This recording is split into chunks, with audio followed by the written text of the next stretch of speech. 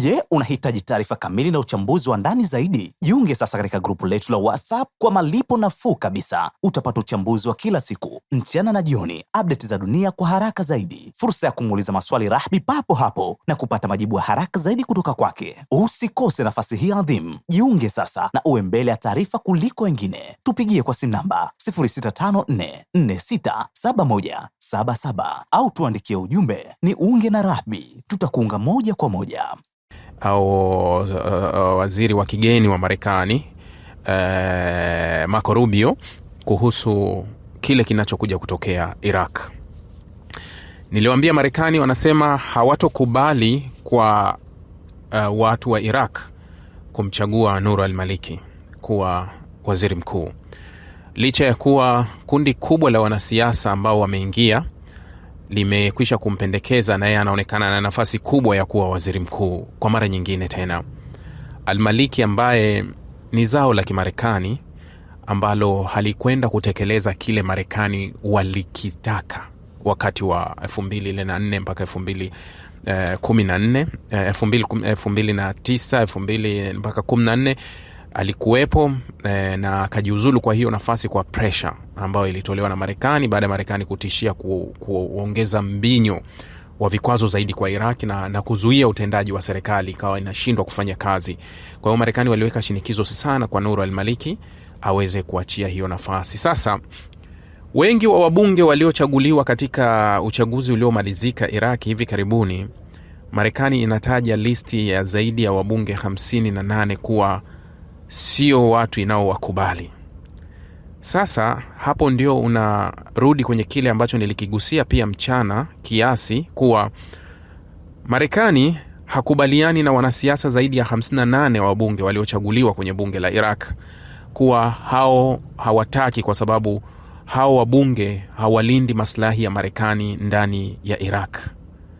Halafu kuna mtu huko anatuimbisha wimbo wa demokrasia na uhuru na haki ambayo Marekani anaweza kulinda kwa nchi zingine. Sasa sijui hapa tunaimba nini? Iraki ni Iraki au Iraki ni Marekani? Kwa nini Marekani aende akawapangie wa Iraki kuwa kiongozi fulani anafaa na kiongozi fulani hafai? Msimchague fulani hafai kwa sababu huyu hawezi kwenda kulinda maslahi ya Marekani kwenye nchi yenu. Ni sahihi kuwa iko hivyo.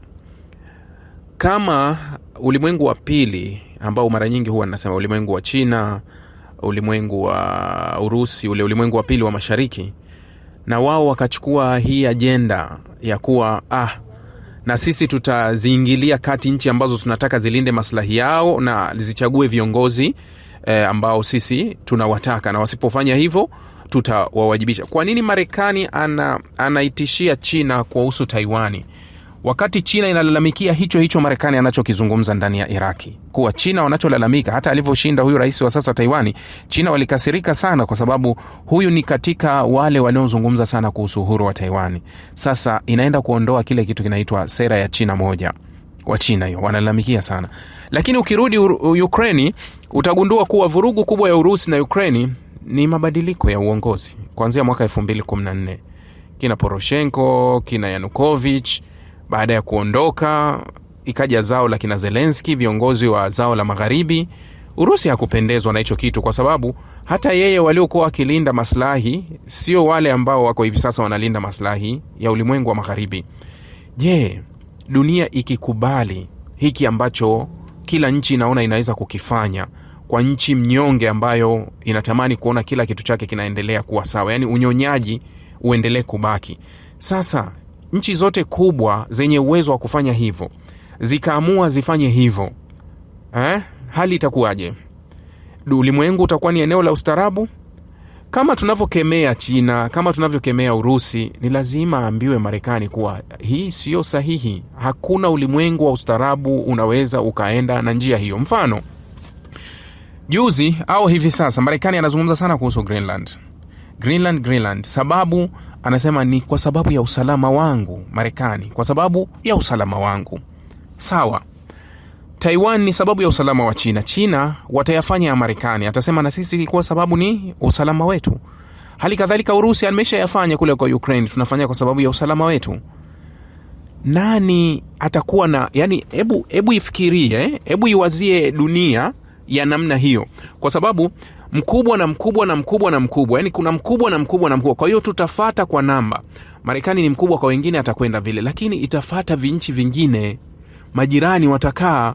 Leo hii kuna mzozo wa Ethiopia na Eritrea. Ethiopia atajiona ni mkubwa, Eritrea ni mdogo, niende nikamfanyie hivyo, atafanya hivyo. Lakini kuna migogoro mingi ya nchi na nchi. Sasa kila mmoja ambaye anaona kuwa nina nguvu, nina uwezo wa kwenda kumtoa fulani na kumsogeza fulani sehemu nyingine, naweza nikamsogeza nikakaa pale. Ulimwengu unatoka kwenye ustarabu kamili. Wanasiasa 58 wabunge waliochaguliwa na Wairaki, wamechaguliwa na Wairaki kuwatumikia Wairaki, sio wa Marekani. Marekani anaenda kupiga mstari kuionya serikali ya Iraq kuwa mkichagua huyu na hawa, sisi tutajua, tutachukua hatua kali na tutatoa usaidizi wetu na tutawekea vikwazo na tutawaongezea kodi, kwa sababu wamechagua viongozi wanao wataka wao, yani sio viongozi wanaotakiwa na Marekani. Sasa tafsiri hapa inakuja wapi? Yani kuwa mbona kiongozi iko wazi, ni kiongozi wa Iraki.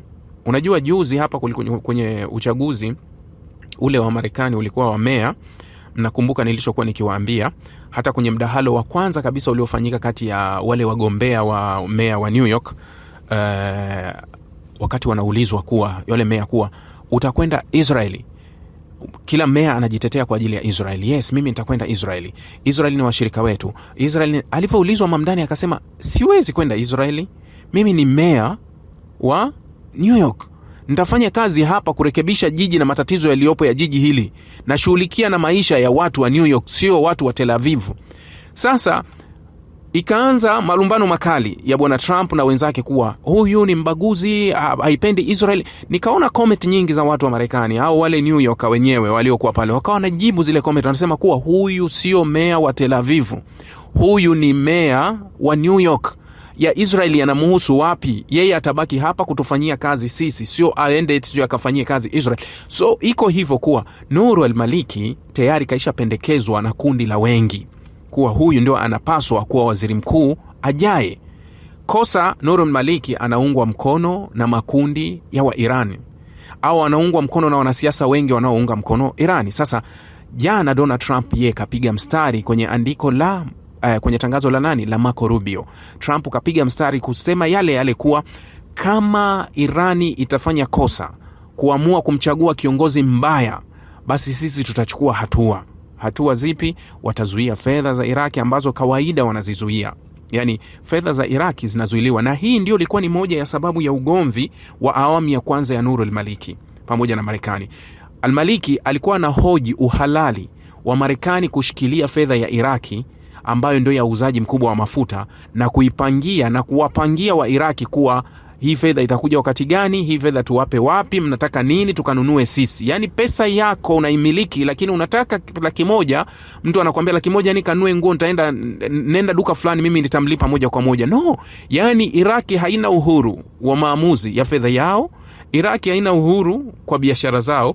Iraki hawana uhuru kwa mafuta yao, wala Iraki hawana maamuzi ya rasilimali zao ambazo zinaweza zikakaa kuendesha nchi yao. Hawana maamuzi. Yani kila kitu wanatakiwa waandike proposal wampelekea Amerika. Yeye ndio aidhinishe kuwa mnatakiwa kufanya nini. Sasa hili ni katika moja ya vitu ambavyo Nur al-Maliki aligombana navyo sana. Hii imenikumbusha miaka ya 2006 2007, Hillary Clinton alikuwa ni senator wa New York, nadhani alikuwa ni senator, kumbukumbu yangu ikiwa sawa, alikuwa ni senator wa New York. Ukafanyika uchaguzi kule Gaza, uchaguzi kati ya Hamas na Fatah, uchaguzi wa ndani. Wale Hamas wakashinda ule uchaguzi. Chaguo halisi la watu wa Gaza waliamua kuwachagua Hamas kwenye uchaguzi, wakashinda. Marekani akaingilia kati, Israeli akaingilia kati, akaweka mzingiro, wakaweka vikwazo, wakaishughulikia Gaza, wakaiweka kama gereza kwa sababu Hamas wameshinda ule uchaguzi. Halafu seneta huyu akasema tulikuwa hatujajipanga kusimamia huu uchaguzi.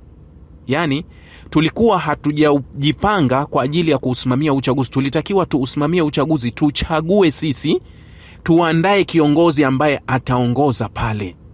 Yani wao wampange. Ameshawahi kuyazungumza. Unajua huyu Hillary Clinton ambaye amewahi kuwa senator, lakini amewahi kuwa waziri wa kigeni wa Marekani wakati wa Barack Obama 2009 mpaka na ngapi, amekuwa waziri wa mambo ya nje wa Barack Obama. Halafu amewahi kuwa first lady. Usisahau kuwa ni mke wa Bill Clinton. Kwa hiyo aliwahi kuwa first lady, na kuna wakati inakufikirisha kuwa serikali ambazo mfano zingekuwa nawaza tu ingekuwa serikali ya Kiafrika. Yani hiyo ingekuwa serikali ya Kiafrika, kutoka kuwa first lady akaja kuwa senator, baadaye akaja kuwa waziri wa mambo ya nje. Nadhani watu wangesema kuna mkono wa Bill Clinton kuendesha serikali ya Barack Obama. Si ndio? Ingekuwa hivyo, kuna mkono fulani. Lakini tunajionea hata hivi sasa, mbona Trump mkwewe yupo? Mbona baba mkwe wa mtoto wake naye ana cheo? Washikaji zake wote wana vyeo.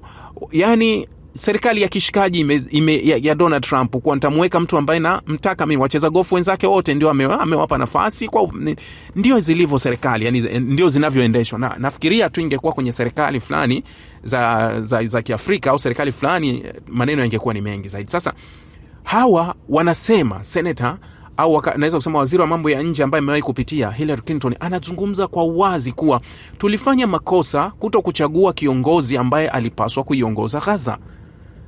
Halafu kuna kundi la, sina chuki na wanaharakati, sina chuki nayo, lakini mimi wananishangaza wakati mwingine tu kuwa naamini wanaharakati wengi wana akili na wanajua mambo yanavyoendelea duniani, japo si wote.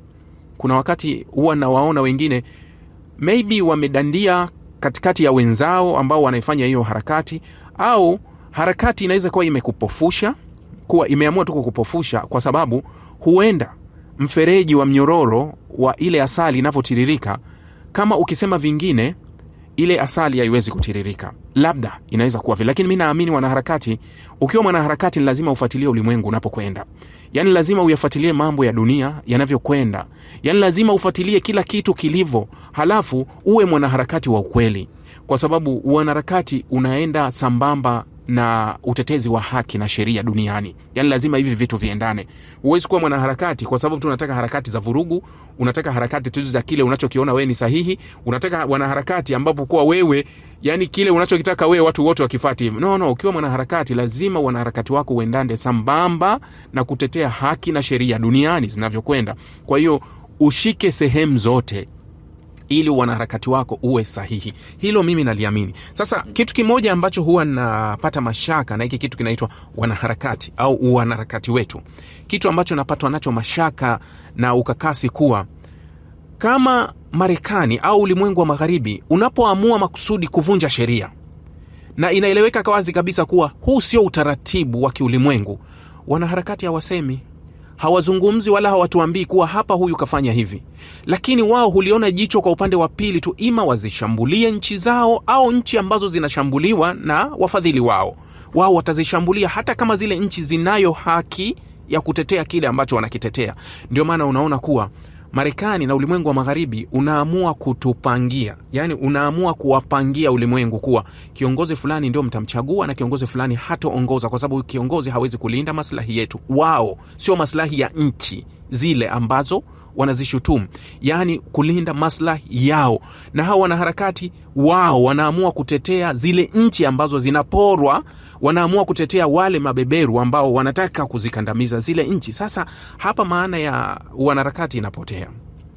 Wanaharakati ni haki ambayo walikuwa, manake ukichukua ile wanaharakati utaona story ya wanaharakati ni wale kina Martin Luther King, utaona story za kina Che Guevara, utaona stories za wanaharakati mbalimbali duniani. Walikuwa kina Che Guevara walikuwa wanaondoka nchini kwao, wanaenda nchi ambayo inadhulumiwa, wanakwenda kutetea, harakati zao zinafanyika. Kina Martin Luther King utaona kuwa kina maneno yao walikuwa wakizungumza mara nyingi kutetea, hawakuwa upande wa mamlaka inayokandamiza.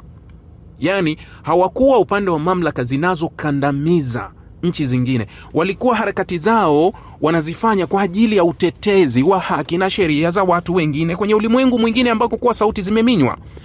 Sio sasa tunatetea na pale tu ambapo tuna maslahi napo kuwa je, nini, naweza kusema sauti inafika huku, au asali inatiririka inatufikia huku. Kama asali inatiririka kwa kufikia, ndio inakuwa upande wenu na mnatunga hoja na sheria za kutaka kutetea kile kitu. Lakini kama sauti hazifiki au asali haidondoki upande wenu, basi mnageuka upande wa pili hata pale kunapominywa vitu.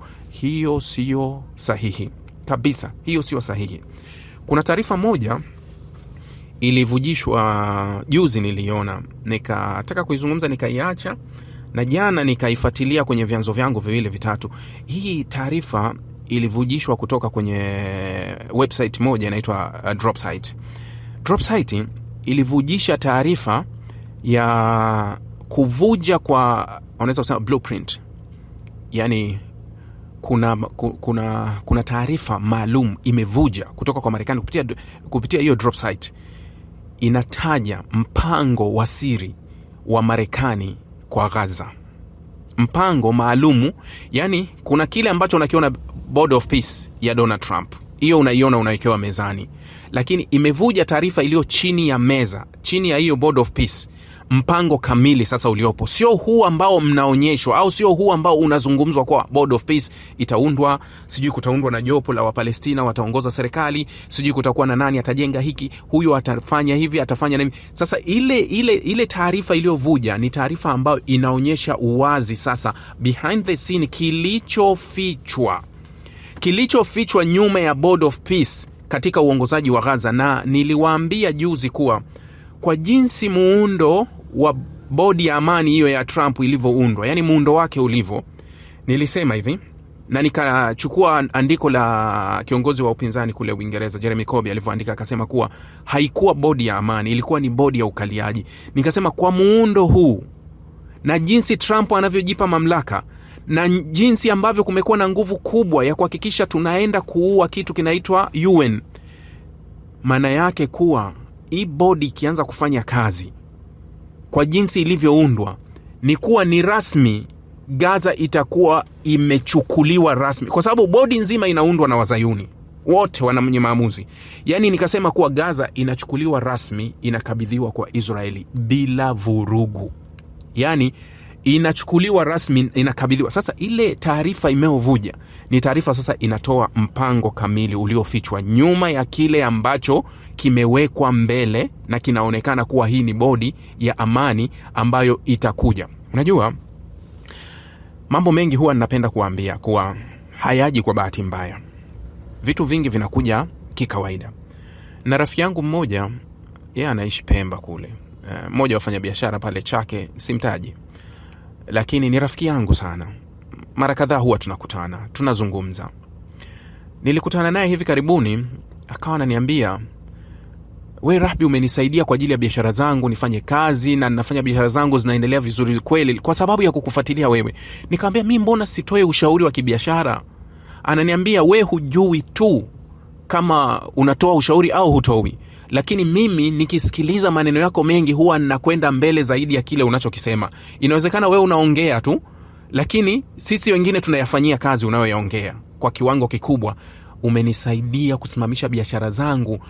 Yeye ananiuliza mpaka sasa, ananiambia, mpaka leo najiuliza kwa nini wewe sio milionea au kuwa bilionea.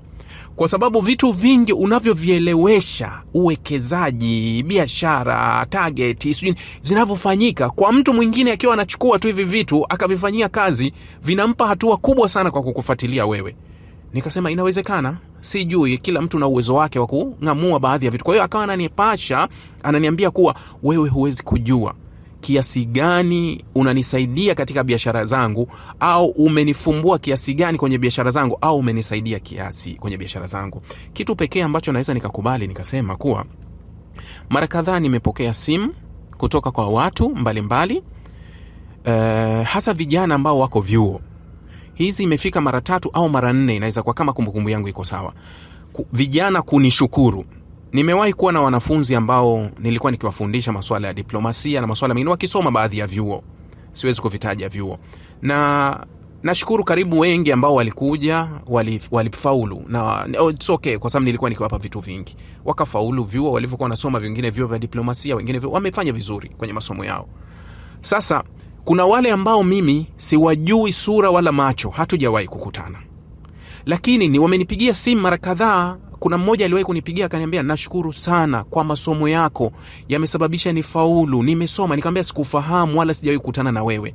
Akaniambia ni kweli, hunifahamu na mimi na wewe hatujawahi kukutana, lakini huwezi kuamini mimi niko kwenye magrupu yako, lakini nimekuwa mtu wa kufuatilia mambo mengi unayozungumza na mimi nilikuwa nikisoma chuo. Huwezi kuamini kuwa nimetumia zaidi maneno yako na maandiko yako yani ninakosoma chuoni, na mpaka nimefaulu na nimemaliza, na nimefaulu vizuri. Lakini kiasi kikubwa ambacho kilinisaidia mpaka nimemaliza haya ni kile ambacho unaniambia, nguvu ya kile unachokizungumza. Kwa kweli hiyo aliniambia, nikashukuru, nikamwambia sikuwa nafahamu, lakini hiyo nimekutana nayo kama watu 3-4 wamekwisha kuniambia kuhusu vitu kama hivyo. Kwa hiyo ukiwemo na huyu rafiki yangu, kuna wengine wananiambia vitu sitaki kuvitaja, wengine wananiambia vitu zaidi, yani kuwa hapo kuna hili usipoongea na unajua vyovyote inavyokuwa.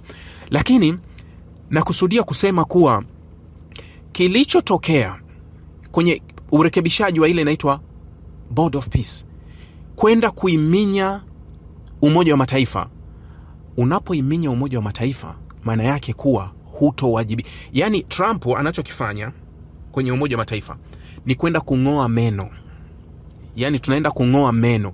Kama meno yameng'olewa, we huwezi kula nyama, na chakula pekee ambacho kitaenda kutokea kule mbele unapaswa kuwa ni nyama. Hauwezi kula hiyo nyama kwa sababu tayari meno yameng'olewa, hauwezi kula. Sasa ukiangalia kinachofanyika kwenye hii Board of Peace ni kwenda kung'oa meno ya UN. Kama unang'oa meno ya UN, nani atakuja kumwajibisha Israeli pale atapokuja kuihold Gaza? Kwa sababu tayari meno hayapo ya kutafuna. Ndio kinachotokea. Sasa nilitazama ile taarifa iliyovuja, nikajaribu kupitia kimoja kimoja jinsi mpango ulivyo wa muongozo ulivyo, jinsi itavyoongozwa Gaza. Nikachoka na kuchoka, nikasema yes, hawa watu kama vile mimi huwa ninapenda kusema, hakuna kitu wanakifanya by mistake. Hakuna kitu kinafanyika kwa bahati mbaya. Mambo mengi yameratibiwa, yameandaliwa vizuri, yakapangwa kwa ustadi wa hali ya juu. Wakati mimi nilitetea bodi ile ya vifungu 20, nikasema ina afadhali sana kwa watu wa Gaza, lakini mnakumbuka nilitoa angalizo. Nikaendelea kutoa angalizo kuwa hii kama itakuwa huku itakuwa, lakini ilivyopelekwa kwenye kupigiwa kura kwenye Umoja wa Mataifa nikasema itageuka kuwa sheria. Lakini nikasema it's okay, kama itakuwa sheria itakuwa chini ya udhibiti wa UN. Kwa mawazo yangu yaliishia hapo kuwa hii bodi hata ikipitishwa, hizi sheria zitapitishwa, zitakuwa chini ya UN. Kwa hiyo itayowajibika kusimamia itakuwa ni Umoja wa Mataifa. Wenzangu wakaenda mbali zaidi, kumbe walilijua hilo, wakatafuta suluhu. Wakaanzisha bodi ambayo ndani yake itatumia vifungu vile vile, na kwa ubabe wa Trump kwenda kuholdi, akanitoa kwenye reli. Yani kwa kile nilichokuwa nakiamini kuwa napeleka mtoto wangu boarding kwa sababu kuna mwalimu mmoja na muamini sana, huyu mwalimu yuko kwenye hii shule. Sasa kumbe mkuu wa shule ana hesabu zake kuwa huyu mtoto akisha kuja hapa, huyu akinga yake ambaye tunamte mwalimu wake ambaye ndio mzazi wake kamweka hapa, tunamfukuza kazi, halafu tunaleta walimu wengine kabisa ambao hawafungamani naye. Yani mfano inakuwa hivyo kuwa wakati naamini kutakuwa na usalama kwa bodi ya amani au kwenye ile Trump alikuwa anataka kupitisha, nikasema kuwa kutakuwa na usalama kwa sababu inapita kwenye